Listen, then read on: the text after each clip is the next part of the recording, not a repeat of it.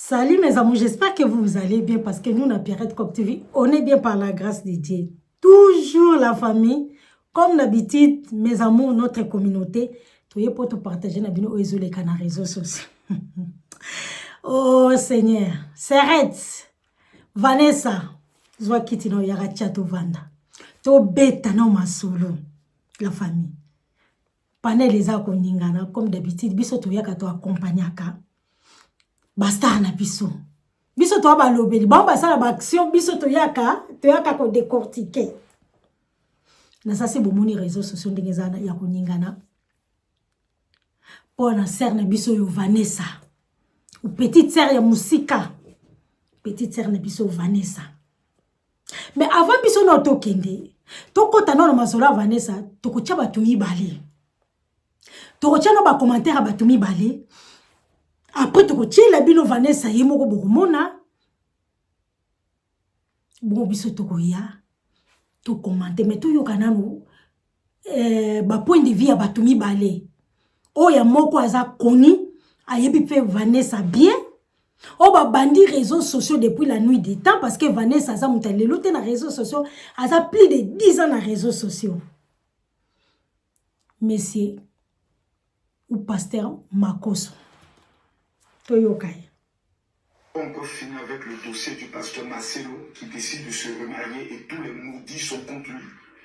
Quand Vanessa Caicedo, c'est comme ça qu'elle s'appelle, non? Vient encore pour une fois pleurer sur les réseaux sociaux à cause du garçon. Vanessa, je sais que ce que je vais dire sera dur parce que tu vas me dire, tu aurais pu me le dire en privé et te dire en public. Parce que tu n'as aucun sorcier de ta vie. Tu n'es que la sorcière de ta vie. Parce que je n'ai pas encore vu une femme aussi bête que toi dans l'histoire de l'humanité. Tes parents doivent te livrer à la sorcellerie parce que même ton existence n'a pas de sens. Tu es une métisse. Une métisse pleure pas pour garçon. Tu es bête. Une métisse, c'est garçon qui pleure pour elle. Une métisse, en plus encore, tu étant métisse, tu parles le français, tu parles l'anglais, tu parles le portugais et tu parles la deuxième langue des Belges. Et tu es célibataire, mère d'enfants, de pères différents.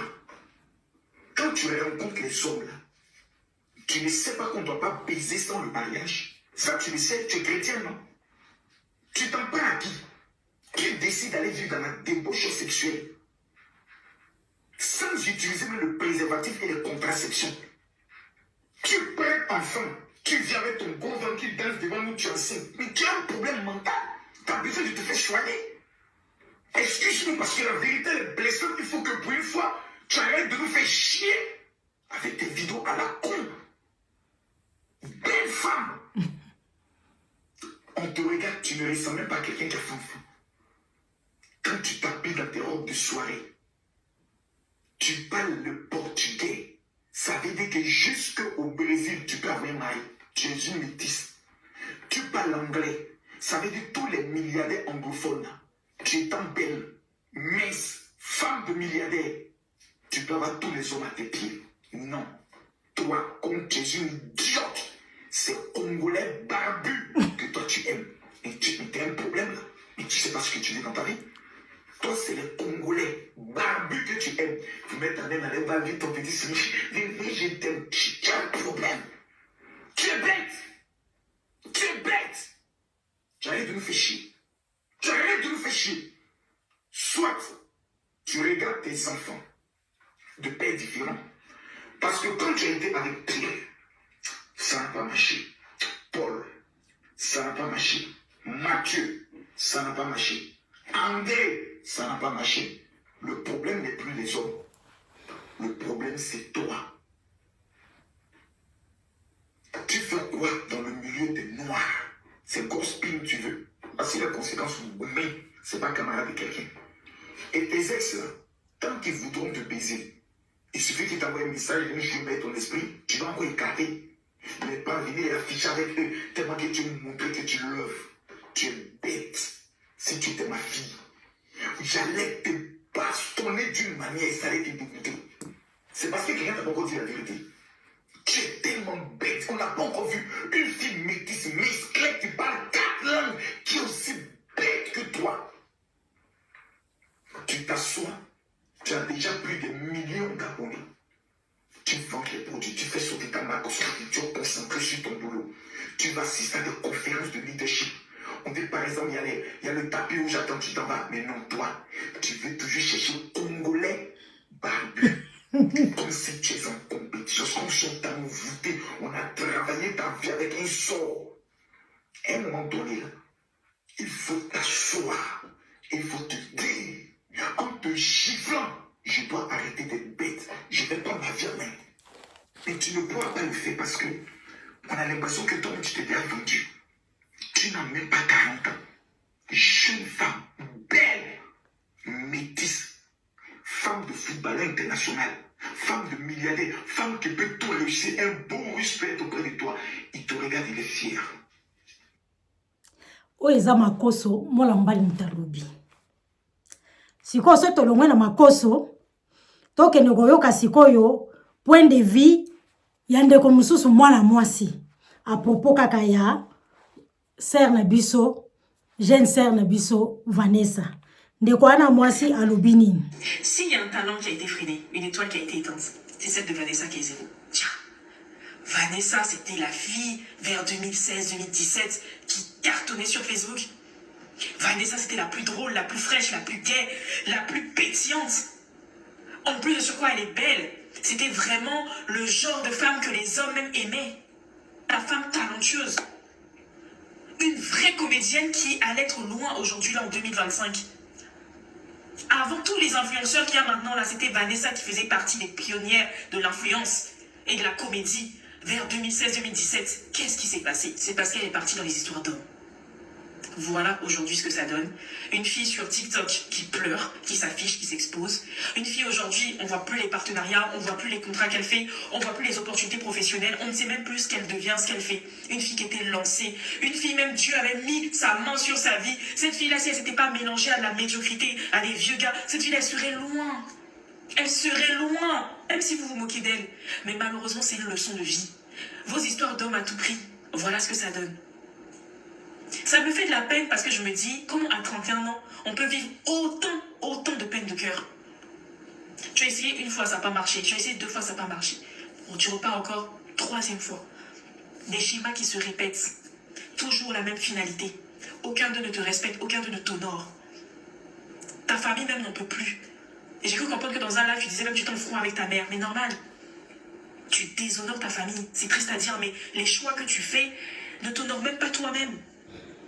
Le choix d'un homme, là, c'est pas un choix à prendre à la légère. Moi, il y a quelque chose que j'ai fait et que je n'ai plus jamais refait, c'est forcer un homme à m'aimer. Apprendre à un homme à m'aimer. Obliger un homme à m'aimer. Quémander même l'amour, comme si c'était une mendiante de l'amour. Ça, c'est quelque chose à bannir en 2025. Quand on s'aime, on a de l'amour propre pour soi, on a de l'estime pour soi, on ne va pas s'exposer à une telle médiocrité. La famille, Nazasi Boyoki, Natie biso ba Congolais te. Poto ebi biso ba Congolais ezaka ya kofinga. Olibolo bela mutu likamdenge ezali meboko memana kofinga bomemia ona ba blague banini. Ya on a tie des personnages wana mwana mwasi na mwana mobali ya bikolo mususu ba ivoirien. Bango bat ba ekopesa point de vue à propos ya Vanessa. Avant biso to ya avant ngana ya. Na kopesa point de vue na ngai na lingi totala nanu Vanessa. Ngai na lingi natali sabino na ko comparer Vanessa na nani.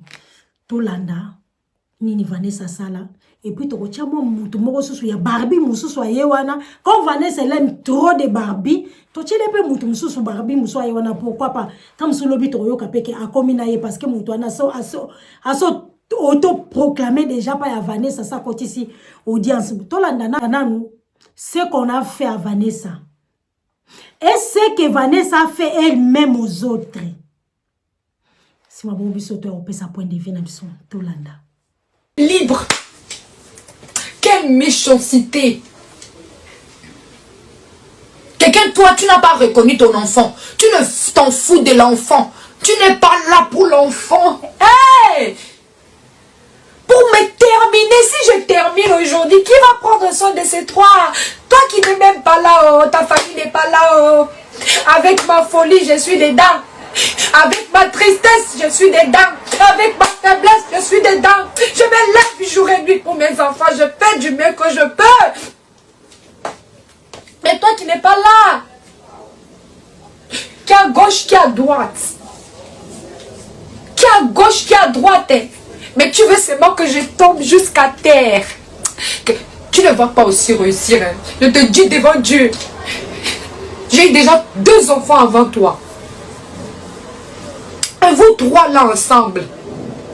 Que mon Dieu seulement vous bénisse. Qu'il vous accorde longue vie. Longue vie. Longue vie. Les seuls que je peux dire encore, peut-être. Mais je peux même pas dire, peut-être encore. Il y en a qui se rattrapent un peu encore. Mais le reste là. Vanessa, tu me filmes? Tu vas finir à l'hôpital dimanche. Si tu es ici dimanche, je te retrouve ici. Tu finis à l'hôpital. Tu comprends? Tu m'entends?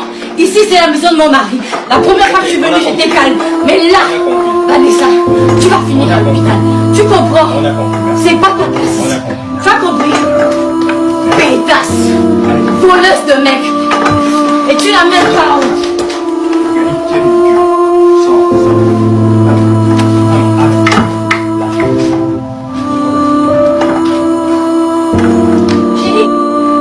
Je te dis bien, Vanessa.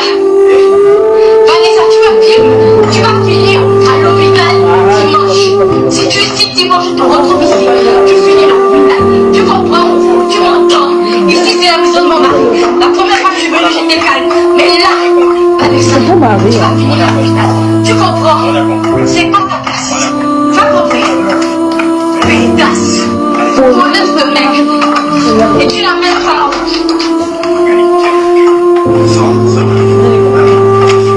Bon, j'espère que vous allez bien et que vous allez passer une excellente soirée malgré toutes ces petites situations inimprévues et non agréables qui sont en train d'arriver et ces petites polémiques. Bref, je vais quand même répondre malgré que je ne voulais pas le faire. Cet homme en question n'est pas du tout marié. Que tu vas bien. J'espère que tu vois tout ce qui se passe sur les réseaux sociaux. Ça signifie que les gens t'aiment vraiment, tu vois. Parce que sache que quand tu pleures, je prends des coups aussi. Quand tu es mal, je prends des coups aussi.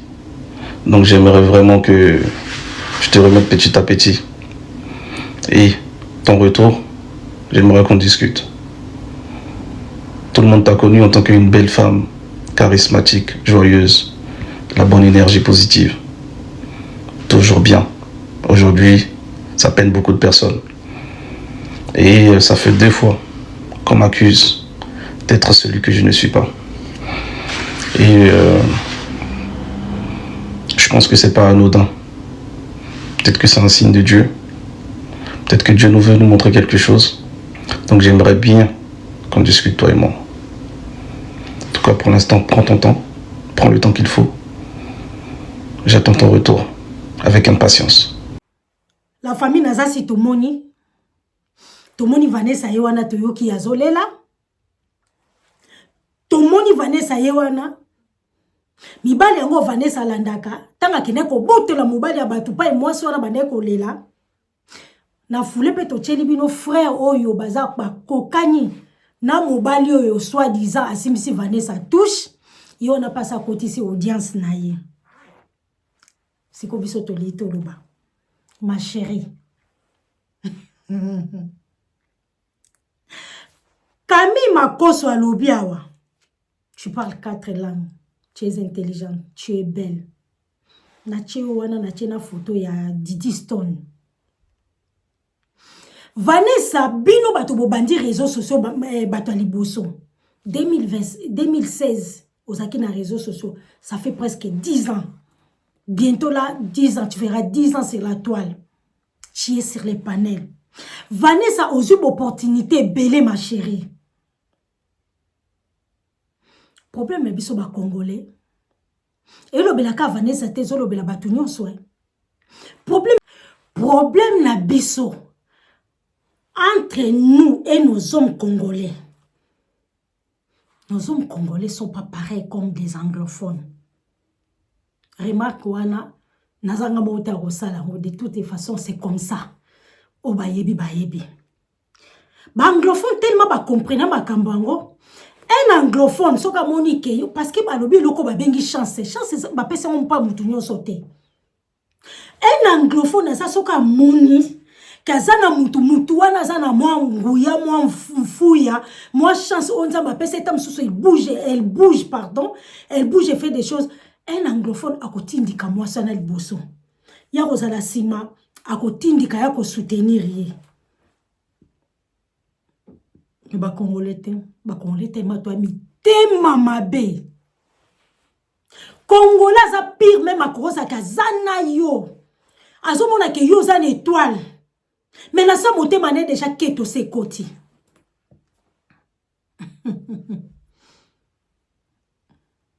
Bato bele ba oza d'accord nanga.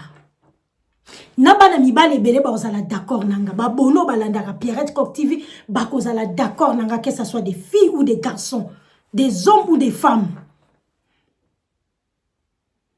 Nos frères congolais sont méchants. Na pire même à Koko Zala ke on y a soutenir que pour moi soit na makambe belé pour moi ça na nini na soutenir ye to que na pire des cas un congolais et Koko côté ne peut monter ma quête on évite bossa ngondeni na tuni bossa la ngondeni siko yo Vanessa ma chérie yo Koko Zala kutu neti ba moshik wana a moshik kutu te. Vanessa kokoza neti ba Didi Stone. Différence est nga ozala ya yona Didi Stone. Parce que toi tu es fille de personne. Ongo kosala kombo na yo moko marque déposé na yo moko. Didi Stone pas comme Didi Stone o yazali le loto lobaka ngo nyonso tango nyonso awa. Parce que azana entourage ya bien maman na ye Alia. Elle est toujours derrière elle. Elle soutient sa fille. Il y a un équilibre Didi Stone azanango. Likolo nango Didi Stone poza o Didi Stone azali to boya to loba ata to yaka ko foudroyer vient na biso molili awa. Mais toza consciente. Toza conscient. To yebi yango ke soki lelo Didi Stone aza o yazali Didi Stone grâce ya vie molili. La fille elle porte déjà le nom de son père, elle porte déjà le nom de Olomide. Mais c'est de ça qu'il s'agit. Mais yaya, yo likolo nango yo na yo ma chérie. O sali kombo na yo moko. Tala. Ok ko baby sa o izalaki oyo sabinanga biso ba congolais. O problème na biso ba congolais.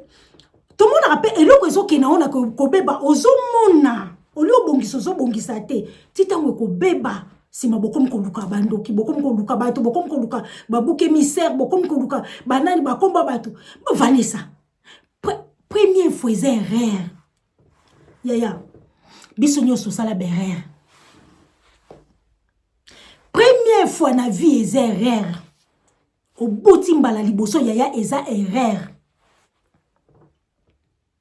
Mbala mibale ba otangi longo so erreur te bato so bakomo tala yo. Mbala misa to soko ye oyo lo bamso lo monte po nyoso lo bekoza lo vunu lukuta. Ngam tnazo loba. Ba o balandaka nga o soki ba boni nanga bazali o akoya koloba biso ke na sala ke mbala liboso ana botaki na songolo moko mbala liboso esimba kite na ke na zumba mbale ba misato luvunu lukuta eza ba choix o yo moko sali première fois biso nyoso sala beret on a lobia na bandeli lisusu deuxième fois za kererte deuxième fois za laka où tu fais pas. Troisième fois, ils ont débattu au bête de biso en beauté. Donc, yo Vanessa. De toute façon, moni Vanessa n'a pas de la mobali oyo azana mwasi na ye na ndaku mais Vanessa kenda panza libala wana nanko Mobali on peut que tout vous autres là un jarija toujours parce que il était Barbie, parce qu'il était musclé. Aïe aïe, moni karma. Le lozo roulé là-bas dans les réseaux sociaux à Vanessa. Mais t'as la parcours na yo non ma chérie, o tambo linde ni na sena moyo. Abutika batuko, taba congolais bataba sentiment. T'as ba congolais bataba sentiment et Vanessa baliba caresser Vanessa na je sais pas na habité comment. Yaya, o se libérer na yo assume. Au moins Barbie mususu yo na bimi alobi ka monyo ngo keza chance pour makambo azar ezarate na vie na se na moyo yo ya azar ezarate peut-être nzambe mutatindi ye makambo ndenge bazoko taguer bazoko sela ye par contre eza yete ya zane un autre Barbie mais comme il est toujours Barbie il a déposé sa candidature. Ah oui Vanessa yaya o komi reproché kaka yomoko. Donc soki oko donc Vanessa onyo se so komela yo ezali yomoko. Ba makoswa alobi na yo azamo ambali. Ndeko na ope mususu mwana mwasi alobi na yo Vanessa. Botika ko ya kokosa bato. Soki osali ba choix o tozo sala biso mona vie yango mtezo tolobi ba choix na biso yango mtezo déterminer oyo biso to komi lelo na vie na sena moya. Yaya osali choix mbali boso mabe. Batu batali balobi ezere. Osali choix mbala mi balé. Batu balobi fait très attention. Mbala mi sa to yo yebisa biso so que ezere ubi bakosa ki obi ni. Non. Vanessa. Kena okandenge wana yaya. Continuer mais bango ki mukilizo ko batu bazoko avancer. To tilo photo Didi Stone. Potala tapis rouge wana Didi Stone mataka olinga ko matango. Olinga ko éteindre les lumières na yote likolo ke no landa ka ba bengani bangondo e ba ememi wapi ba congolais ko mema yo wapi na dénigrer ba frère nga ba congolais te. Et j'ai des frères aussi congolais. J'ai des amis congolais, des hommes congolais. Na dénigré te, mais c'est qu'on y a foye belo qu'on y a ozoluka na vie quand même. Ah mais oui, oriyo lo bate ko ba kosi yo ba katisi bo bazongi si bo. Come on Vanessa, chaki ti vanda na ko yaya. Yo kangai. Yo kangai pour yo ka bande ko no mususu. Kwa ko lela te Vanessa. Est-ce que yo ki Vanessa makam sœur na lobi. Pangusa larme na yo ya crocodile wana ozolela. Sala siko défi envers yo moko. Pona citation yo kokota na mutakoti si okuna na kati azate yo moko mutokoti sa okota ki na kati soko bandi ko lelela bato ake okuna kipaka mwana te okuna sundola mwana okuna kati boyeza ba choix oyo salaki ba choix oyo salaki. Est-ce que mibali yango ou bien mibali yango to bandi ko linga bango o mekai no kozwa na mutoye parce que mobali yango azandenge nini. Est-ce que mobali yango so na vandi na ye vraiment est-ce que ko sabo mais comment c'est possible bino na poto awa bande ko boza na poto olinga katango yokutani na mobali loko ya liboso zoko envisager za zemi. Mais vous faites ça comment? Est-ce que bomi linga kato bomi linga kate? Hey yaya. Bomi linga kato bomi linga kate. Nous tous là on a fait des vingtaines d'années na ba poto ba 15 d'années na ba poto. Mais pourquoi te botité? Hein? Pourquoi te botité ou pourquoi te botité? Pourquoi? Hein? Parce que tu milinga ki te o et parce que tu botaka te o bokazo ezala ki to tonini. Mais non. Quand même tout fait et ça là quand même bande ko nga basi faut bo réfléchir ça ka. Yo bandi ne soko boti na mobali nde wana lingol ba ke mobali wana lingi yo. Ote nazwa ki zemi parce que na mona ki kakete o ba yebisa ki nga nazwa zemi sinote akobala ngate yaya. Ta ba oyo ba rata oyo. Vanessa zaye moko te tala ba rata oyo. Nani mtebisa ki oke libal mwana asimba ka libala. Aleta ngoko simba te bokomi ko lukela ngo batu. Bokomi ko keno lati sango ba batu ba moja que vous êtes. Kame Olanda bino. Bino ba tambola na bakomba batu. Na lobi kame ko landa bino bo ba tam so ta komolo. Mais kame ko landa bino. Po ezana batu mususu ba sala ba makamla bango moko esimba te ba Vanessa ba zebele. bato baza sir na bango moko te baza na assurance na bango te mais comment c'est possible yo komona mobali yo zo kangama na mobali neti Vanessa ozaki na nuna talent ozaki na moment ozalaki na makambu na okokaki kosala po o assurer avenir na yo nzamba sala ki o grâce porte fungoma ki pa na yo oki kokota na makamba buzoba lelo botia wa lobi obotia lobi kuno botia wa lelo sikwe baluki li okomike nzamba tala bana mibali wana bakosuka mabete bakosuka malamu Vanessa parce que tu savais ce que tu faisais toi-même aussi. J'ai dit hein, tu savais ce que tu faisais. Nani mtaibisi yo kipoke no ozaka na mobali wana fona no zwa zemi obota ta oyebi te surtout mibale ba congolais. Ya. Ok no kosuka na no keno ko mipesa po bota na ya. Ozo bateke na carrière na yo po mobali a congolais silisa yo carrière. Na pete nyonso. So li mobali a congolais si so carrière na pete nyonso. Kendo no kama kamba bota. Bongo mona so ko tuna ngulu te. C'est quoi ça, là pourquoi? Ozoa kolela pourquoi Vanessa? Olingaki yango? Olukaki obota toza na poto wa? Vanessa oza mona mukete soko lobi obota na mutu. Yo de toute façon, pourquoi nazoloba? Vanessa yo moko lobike. Soki mutu ali ko bota te akobota te. Soki mutu aboti, donc cela veut dire que ye moko alingaki. Yo mutu lobi yango nga tout na lobi pourquoi nazo aussi sa maloba na nga pamba. Mais bosé belé ba Vanessa bosé belé o bo rata ba vie na bino soki bo raté ba vie na bino bokoma ko tia na mutu abato yo moko mtokena ko sala ba benga nini ba stratégie na yo pozwa zemi obandi ka soki na zwi zemi na kovanda na mutu ngo tango moni simbité e komi mame benda monter descendre o komi ko letsa mo bana mbali abato mais tokena onde ni Vanessa mais tu es une bête. Ndenge nani makoso alobi tu es vraiment une bête Vanessa. Excusez-moi na terme wana mais ma chérie. To bengo nani. To qualifie ndenge nini. Ah comment tiko leila batu na ba réseaux sociaux ezo sa mabe ezo betsa batu mutu Vanessa asime calme seulement. Problème biso to linga ko asimete. So to sali berer na biso o sali mabe na yo suka nango kolatsa nkapa batu. Songolo pakala songolo pakala. C'est de ça qu'il s'agit. Bisoto eka ko pesa yo ezali comme conseil ou comme la bango misato. Donc si ko yebelo nyo ko sala, ça sert même à rien, ça vaut même pas la peine. Ya roya ko mikitsa so ko lela na réseaux sociaux. Au moins que total la carte bakatala moi so Vanessa, vraiment elle avait rien compris. Mais c'est autant yo na réseaux sociaux. C'est comment to ko pesa biso ba to lo bakandeke bande ko muso ba lo monte o pesa biso ba matière. O pesa biso ba matière poto ya ko lo ba no Vanessa.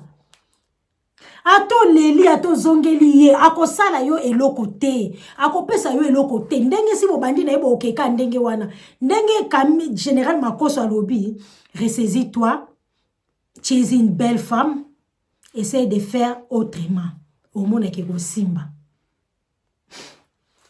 biso to suki wana to bibo partager massivement bo s'abonner to kutani l'émission prochainement. Bye.